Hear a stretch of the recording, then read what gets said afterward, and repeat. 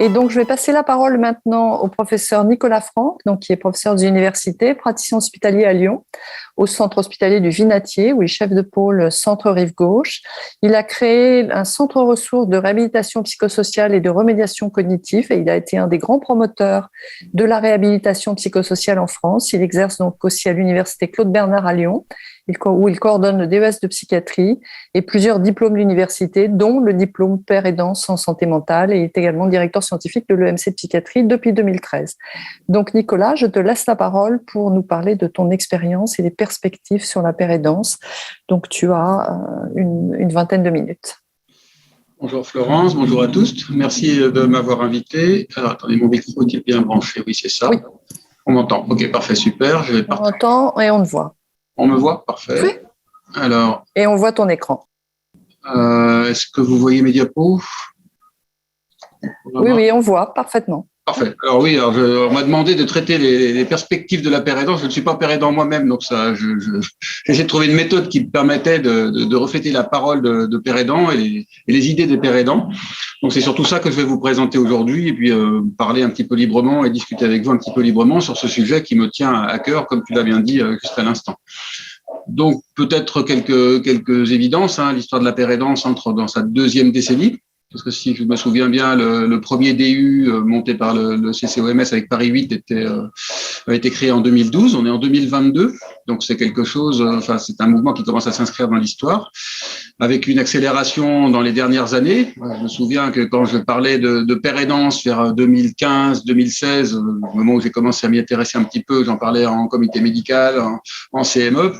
Ça suscitait une levée de bouclier et c'était fin de non-recevoir pour la direction et pour la CME de l'époque. C'est-à-dire que c'était impossible finalement d'envisager qu'on allait travailler avec des pères aidants sur un gros établissement psychiatrique comme le Vinatier auquel je suis rattaché.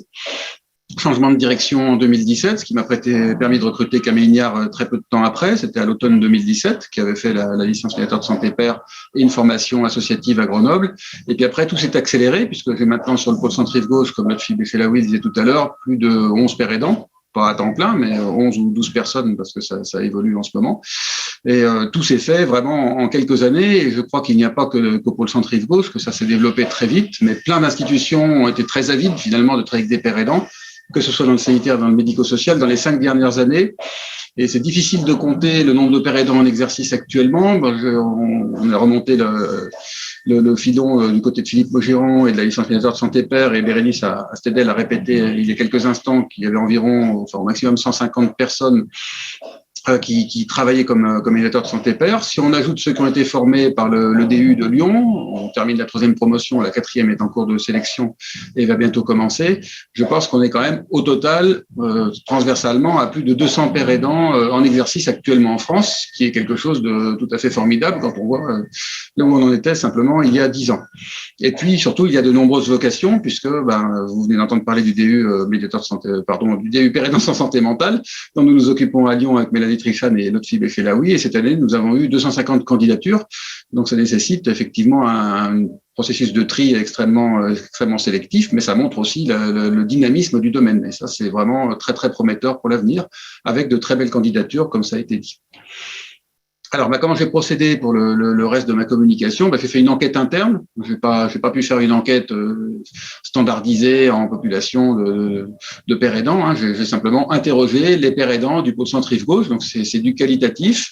Mais les éléments de la méthode, vous les avez là. Je leur ai demandé à chacun, indépendamment des autres, ce qui était important pour eux, pour la père aidance, soit actuellement, soit pour l'avenir.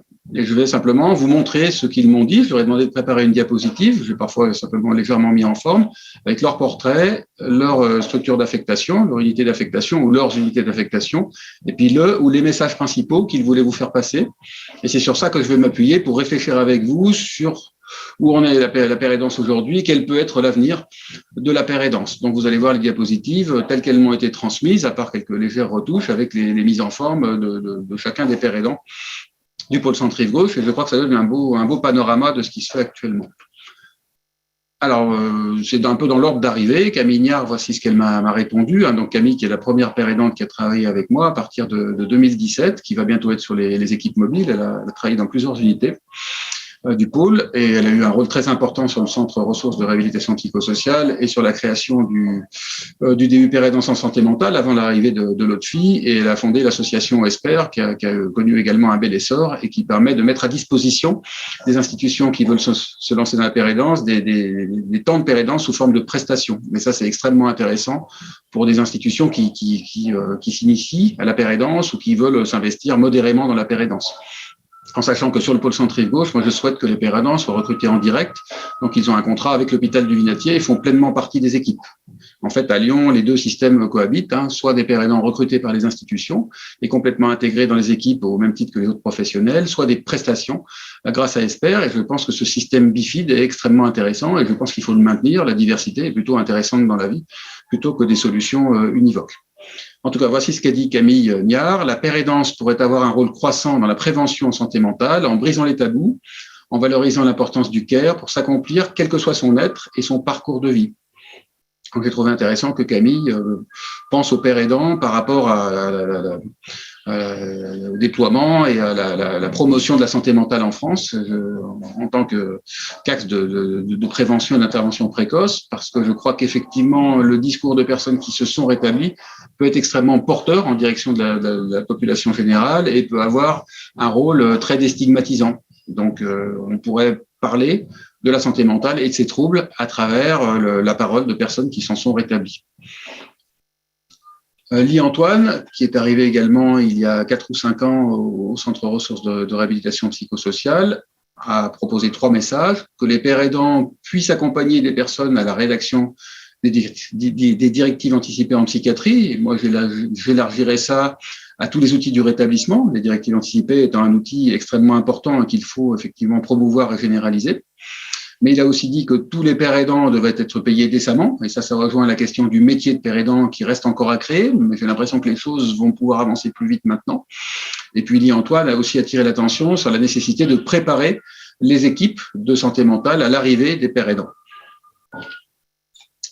Élise Chevillotte, qui a intégré l'équipe du CMP il n'y a pas très longtemps, a dit que ce qui était important pour elle, c'est que l'équipe qu'elle a intégrée lui permettait une grande liberté d'action. Et ce qui lui tenait particulièrement à cœur, c'était de contribuer à aider les soignants, à cibler les forces des usagers, à les accompagner dans leur projet de vie et à incarner un espoir d'avenir. Donc, on voit effectivement des missions extrêmement larges et des missions porteuses d'espoir en lien avec les équipes de santé mentale. Lotfi Bechelaoui, qui vient de s'exprimer, voilà ce qu'il a dit, qui s'épanouissait dans ce nouveau domaine d'entraide professionnalisée. Il pourra réagir et en dire plus après puisqu'il est encore là. Et il a dit que la pérédance était un pari sur le pouvoir de l'écoute et de la parole et que ça pouvait permettre de faciliter et d'encourager l'expression des intérêts, et des besoins des personnes accompagnées en tant que collaborateurs et partenaires du soin. Donc des messages extrêmement positifs. Et Lotfi, comme vous l'avez compris, il s'occupe non seulement du DU, mais aussi d'autres missions transversales pour le Centre ressources de réhabilitation psychosociale. Fabrice Solière, qui a rejoint l'équipe qui s'occupe des directives anticipées il y a quelques mois. Donc lui, il pense que les directives anticipées sont extrêmement importantes pour prévenir les crises et les rechutes, les hospitalisations sous contrainte, désolé pour la faute de frappe, ça c'est moi en faisant le copier-coller, et la durée des hospitalisations. Et pour lui, le métier de père aidant devrait devenir banal par le biais du plaidoyer et de la formation. Hélène Rossetti, qui a rejoint les équipes mobiles l'année dernière, a été extrêmement concise. Pour elle, la pérédance doit créer du lien et accompagner vers le rétablissement.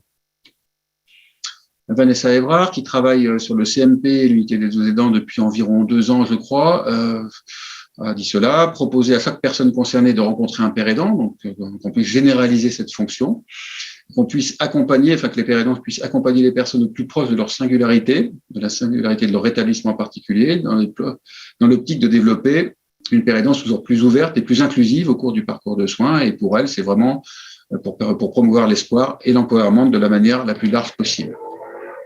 Sarah Jones, qui s'occupe du dispositif ZEST, à la fois au centre ressources et au centre référent de réhabilitation psychosociale à Lyon. ZEST, c'est la zone d'expression contre la stigmatisation, qui a porté pendant le premier confinement le dispositif des confitures maison et qui porte également les bibliothèques vivantes, donc des dispositifs en faveur de la déstigmatisation. Et pour elle, l'avenir de la pérédance, c'est ce qu'on en fait aujourd'hui, au présent, dans le contact et l'écoute de tous les acteurs, les personnes qui vivent avec des troubles psychiques, des différences dans le neurodéveloppement, leurs proches et professionnels de santé, tous ont des ressources et la capacité de créer un avenir plus juste pour accompagner les souffrances, les difficultés et les réussites. Véronique Berraton travaille depuis 4 ans, je crois, environ, à l'unité de TS2A, qui s'occupe de personnes avec autisme adultes sans déficience intellectuelle. Et pour elle, travailler d'un lien direct à l'autre, lorsqu'on est concerné par l'autisme, est à la fois un défi et un enseignement. Elle apprend énormément en travaillant dans ce domaine. Elle améliore son introspection et la remise en question qui font partie du quotidien. Donc, lorsqu'elle parle de père aidance, elle aime à dire que c'est une profession qui s'exerce en miroir, dans le sens où on n'apprend pas dans les livres, mais bien dans le rapport à l'autre, ainsi qu'à soi-même. Et que la prise en compte des personnes accompagnées est un point clé dans la qualité de ce qu'on veut donner à son travail. Elle dit aussi que c'est un métier d'équilibriste où tout n'est pas toujours facile et que parfois jongler entre transmettre l'espoir et faire avec ses propres limites montre bien l'importance de connaître son propre chemin de rétablissement. Et enfin, elle dit qu'elle a la chance d'exercer cette profession sur mesure au sein d'une équipe pluridisciplinaire qui la motive avec une alliance indispensable à son équilibre personnel et professionnel. Philippine Rodier, qui a fait à la fois des études de pharmacie, elle passe son diplôme, elle est à la fin de sa 6e année, elle passe son diplôme fin juin, et elle intègre notre équipe, elle va être père aidante sur les unités d'hospitalisation à temps complet du pôle centre Rive-Gauche, et elle dit qu'elle voudrait valoriser le savoir expérientiel afin d'enrichir les pratiques des autres professionnels de santé. Nous avons tous à apprendre des connaissances des pères aidants pour pouvoir accompagner au mieux les personnes concernées vers leur établissement. Et puis elle a mis quatre points principaux: faire connaître leur établissement, valoriser la père aidance, engager une interprofessionnalité et accompagner au mieux les personnes concernées par les troubles. Jennifer Bouillou, qui travaille sur les équipes mobiles, elle propose de permettre à chacun, ses profs y compris, de bénéficier de l'expérience d'un père aidant au sein comme à l'extérieur de l'hôpital. Donc, encore une fois, généraliser la père aidance sur tous les dispositifs. Je crois qu'on est dans la bonne direction, dans le bon chemin, mais qu'on est encore loin, qu'il y a beaucoup d'étapes à accomplir. Et je pense que répéter ce message est quelque chose de particulièrement utile. Louis Vol, qui intervient sur l'unité consacrée aux jeunes avec premier épisode psychotique, qui vivent un premier épisode psychotique. Donc, il dit que la père aidance lui a permis de trouver un sens à sa propre vie, qu'il s'épanouit en accompagnant ses pairs, et que pour lui, la complémentarité père aidant, soignant est très importante. Son savoir expérientiel est utilisé par l'équipe comme un outil dans le parcours de rétablissement des jeunes qui sont suivis dans cette équipe, dans cette unité PEPS, à travers des groupes d'éducation thérapeutique, des entretiens, des visites à domicile, etc., etc. Vous retrouverez beaucoup d'informations sur la père aidance au sein du pôle centre Rive-Gauche sur les pages consacrées à ce pôle-là, et en particulier la page sur la père aidance au sein du pôle centre Rive-Gauche, au sein du site consacré à la réhabilitation psychosociale, du site du centre ressources de réhabilitation psychosociale. Pour y accéder, il faut aller dans rechercher des structures, Auvergne-Rhône-Alpes et pôle centre Rive-Gauche, et là vous aurez plein de détails, et en particulier tout ce qui a été décrit depuis le début de cette présentation, avec l'idée que les pères aidants doivent être dans tous les dispositifs du pôle centre Rive-Gauche. En fait, je me rends compte qu'il y en a effectivement sur le CMP, sur le CATTP, sur l'unité des dos aidants, sur TS2A, sur l'unité PEPS et la réhabilitation psychosociale, sur les équipes mobiles et l'hôpital de jour petit à petit, puisque les pères aidants vont partager leurs fonctions entre équipes mobiles et hôpital de jour, sur l'unité d'hospitalisation, mais qu'il en manque en fait sur le centre d'accueil, d'évaluation et d'orientation, qui est l'entrée dans le dispositif, qui en fait garde 30% des personnes qui viennent dans ce centre, dans cette plateforme de tri en quelque sorte, et réoriente 70% des personnes vers d'autres dispositifs, des psychologues libéraux, des psychiatres libéraux ou des médecins généralistes. Mais néanmoins, je pense que ce serait intéressant, même pour un bref contact, et pour ce qu'a dit Camille Nière au début, pour pouvoir déstigmatiser et parler différemment des problèmes de santé mentale, qu'il serait intéressant qu'il y ait un temps de père aidance au sein du KDO. Ça, je lance le défi à l'autre fille de trouver quelqu'un parmi tous nos pères aidants qui voudrait bien venir m'aider au KDO. Voilà, en conclusion, donc, je pense qu'on peut voir à travers ces diapositives que les pères aidants en poste sont plutôt épanouis. Ils sont de plus en plus nombreux. Vous voyez, pour un seul pôle de psychiatrie générale et psychiatrie spécialisée, ça fait 12 personnes. Je vais recompter juste avant de communiquer. 12 pères aidants, c'est quand même quelque chose qui est intéressant parce que ça fait un collectif extrêmement fort avec un travail en commun, des intervisions et des messages qui peuvent passer en direction des équipes. Ça a permis de changer vraiment les représentations des troubles mentaux et d'être un levier extrêmement fort pour faire basculer des équipes en faveur de pratiques orientées vers le rétablissement. Alors, tout n'est pas terminé, tout n'est pas parfait, mais je pense qu'un grand chemin en moins de 2 ans et demi a déjà été parcouru.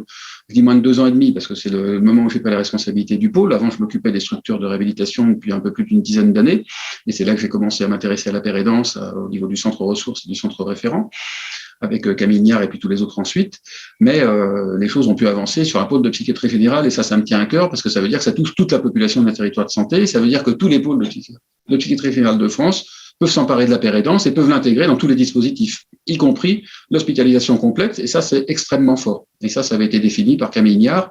C'était un de ses postes préalables et on avait travaillé pour concevoir une fiche de poste correcte pour que ça ne mette en difficulté ni les personnes concernées par les troubles hospitalisés, ni les équipes de soins, ni évidemment les pères aidants. Et c'est quelque chose qui fonctionne et je suis en toute confiance avec l'arrivée de Philippine Rodier, qui en plus apportera sa touche de pharmacienne au groupe de psychoéducation. Donc c'est une richesse extrêmement intéressante. Néanmoins, la profession reste encore à définir et j'espère qu'on y arrivera rapidement parce que ça crée des difficultés, ça crée des tensions. Et effectivement, les syndicats du vinatier se demandent pourquoi ce sont des postes de telle ou telle catégorie qui sont pris pour mettre des pères aidants. Les syndicats de Marseille, c'était pourquoi est-ce qu'on on supprime des postes d'infirmiers pour créer des postes de pères aidants, etc., etc. On a tout intérêt, tous et surtout les pères aidants, à ce que la profession soit bien définie et étiquetée dans les hôpitaux. Donc la généralisation est évidemment souhaitable. Je pense que ça ressort largement de cette présentation et toutes les précédentes. Elle est encore loin d'être atteinte, mais je pense qu'on a bon espoir qu'elle soit atteinte bientôt. Et puis vous avez de nombreuses ressources en ligne. Je recite le blog en tant que tel développé par Lee Antoine, qui est très intéressant. Vous avez toute la partie du centre ressources de réhabilitation psychosociale, du site du centre ressources qui est consacré à la pérédance et au poste en pérédance. Vous avez également tous les sites concernant, les pages web concernant les différents diplômes, dont le DU, mais évidemment la licence de médiateur santé père et plein d'ouvrages maintenant, j'en ai cité seulement quelques-uns avec les photos qui s'affichent là, plein d'ouvrages, plein de revues, une littérature extrêmement large et énormément de travaux scientifiques, quantitatifs et qualitatifs qui sont très enrichissants. Voilà, merci de votre attention. Merci beaucoup Nicolas pour ce survol sur la pérédance et sur le ressenti des pères aidants et bravo pour ce nombre très important de pères aidants dans ton équipe. Alors j'ai une première question de Véronique Sampé qui demande entre démarche de remédiation cognitive, réhabilitation psychosociale, le tout au pluriel et pérédance, que privilégiez-vous ? Mais l'ensemble, je privilégie rien du tout. Ce que je privilégie, là, ce sont différents outils en faveur du rétablissement. Donc, je pense que ce qui compte, c'est surtout l'attitude qu'on peut avoir par rapport aux personnes dont on s'occupe. Et puis ensuite, il faut trouver les outils qui sont favorables à la diffusion de cette attitude et finalement à l'impact de ces attitudes.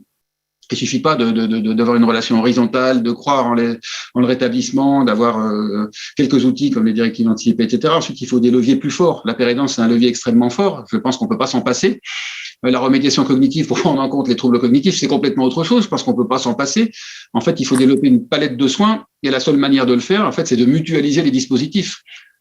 Moi, comment j'ai fait pour mettre tout ça sur le pôle centre-gauche? Ça peut paraître beaucoup, mais c'est simplement parce qu'on a regroupé des petits secteurs pour faire un gros secteur et que sur ce pôle, il y a également des structures spécialisées qui s'occupent des premiers épisodes psychotiques, centre référent de réhabilitation psychosociale, le centre ressources nationales et puis TS2A, qui est une structure de réhabilitation psychosociale pour les personnes avec TSA. Quand on a tout ça, et quand on a un seul CMP pour un gros secteur, un seul CATTP pour un gros secteur, ça devient un CATTP de réhabilitation psychosociale. Le CMP, il est forcément dans ces attitudes-là. L'hôpital de jour, c'est forcément un hôpital de jour de crise et ça nous force à restructurer l'intra-hospitalier avec des attitudes orientées rétablissement, c'est-à-dire plus respectueuses des personnes, avec l'alternative à l'isolement et à la contention, parce qu'on peut pas faire autrement. Mais tout va ensemble, en fait. Donc, je pense pas qu'il faille choisir. Je pense qu'il faut faire tout. Alors, j'ai deux questions complémentaires. En fait, Mouna Laroussi qui demande s'il faut vraiment être atteint d'une maladie psychiatrique pour être père aidant. Et puis la question de Madame Saint-Macary qui demande s'il y a plus de bipolaires ou de schizophrènes parmi les pères aidants.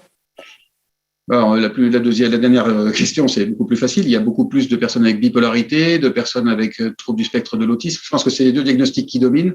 Parce que ce sont les personnes qui ont un rétablissement ou une inclusion sociale de meilleure qualité et les meilleures capacités pour intégrer, mais on est très demandeur de personnes avec schizophrénie rétablies, on a des beaux profils, y compris dans le DU qui termine cette année, donc je trouve que c'est extrêmement intéressant.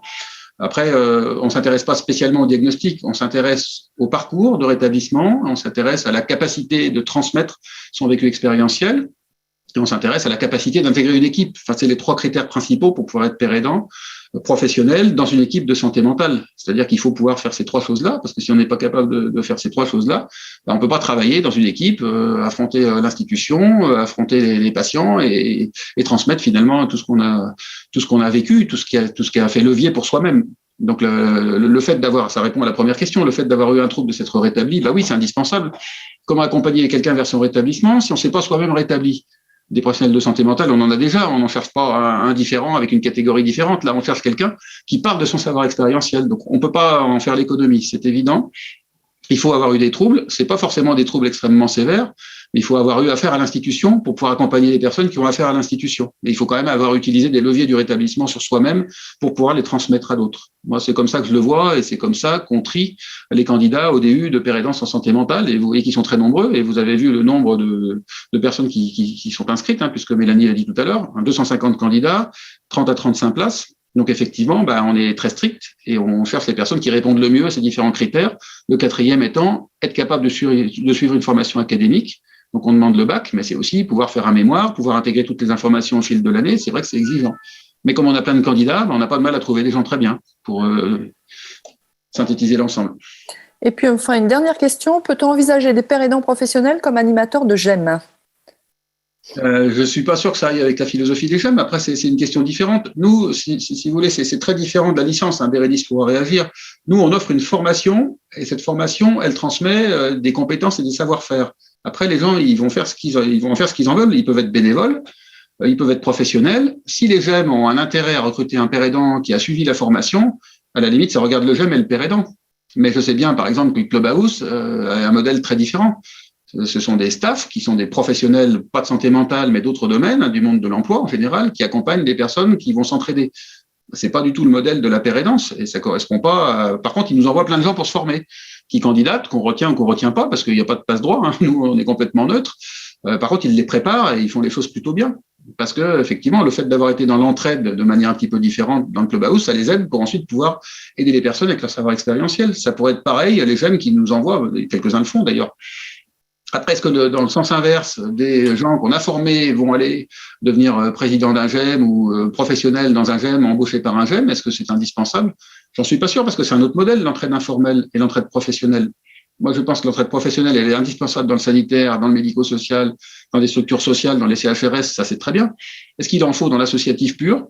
J'en suis pas sûr, mais si certains GEM s'y retrouvent, c'est très bien, il n'y a pas de problème. Nous, on n'est pas sectaires, on est très ouverts à toutes les innovations. Et je laisse réagir Bérénice parce que je vois qu'elle apparaît là. Je rejoins un peu ce que tu dis. Je pense que c'est peut-être tout est ouvert en partant du DU, puisque vous, c'est faire une formation et ensuite tout est possible. C'est vrai que nous, dans les projets qu'on accompagne à la racine, si je puis dire, puisque nous, ça se fait à l'inverse. Par contre, on n'a jamais souhaité porter des intégrations au sein de GEM. Alors, aussi pour une dimension qui est un peu politique, il faut se le dire, un des leviers assumés du programme médiateur de santé pair, c'est évidemment le premier intérêt des médiateurs de santé pair dans les services de soins et du médico-social, c'est d'abord apporter quelque chose de nouveau et indispensable aux usagers et aux patients. Mais il y a un deuxième levier qu'on n'affiche pas toujours de manière trop, c'est faire avancer les pratiques soignantes et c'est faire avancer les professionnels. Et comme je vous le disais tout à l'heure, on a une force de frappe de 35, si je puis dire, 35 postes par an, avec un petit delta. C'est vrai qu'on se concentre quand même sur créer des postes dans d'abord le sanitaire et le médico-social, parce qu'on a quand même cet agenda derrière qui est faire bouger les professionnels et les pratiques par l'intégration des médiateurs. Donc je réponds un petit peu de manière détournée, mais c'est pour ça qu'on n'a jamais souhaité pour le moment créer des postes, accompagner la création de postes dans des GEM ou des lieux de type Clubhouse ou associations de bénévoles. Merci beaucoup. Non, pardon. Pardon, excusez-moi, je voulais faire une réponse rapide alors. Voilà, très rapide, juste pour rebondir ce qui a été dit. Par exemple, à ce qu'on a été apprécié et qui a été révélé un peu sur la présélection des candidatures cette année, il y a un public, par exemple, qui arrive d'expériences de GEM qui viennent s'inscrire au DU pérédance. Par exemple, on a 2-3 profils de personnes qui sont présidents de GEM, qui ont traversé 5-10 ans ce poste-là et qui veulent professionnaliser leur pratique et qui laissent le GEM et qui viennent s'intégrer au DU pérédance. Voilà, on a beaucoup de public de personnes qui ont fait de l'entraide informelle pendant plusieurs années, un certain temps, dans des structures entre autres comme des GEM ou des Clubhouse, qui passent un palier en voulant professionnaliser leur pratique et ils s'adressent à nous. Voilà. Le parcours dans ce sens-là est très clair. Après, dans l'autre sens, on verra. Merci beaucoup. Un grand merci au professeur Franck pour son intervention. Un grand merci à l'ensemble des intervenants de la journée. Un grand merci au public d'avoir répondu aussi nombreux à cette journée, ce qui est particulièrement encourageant pour l'UNAFAM.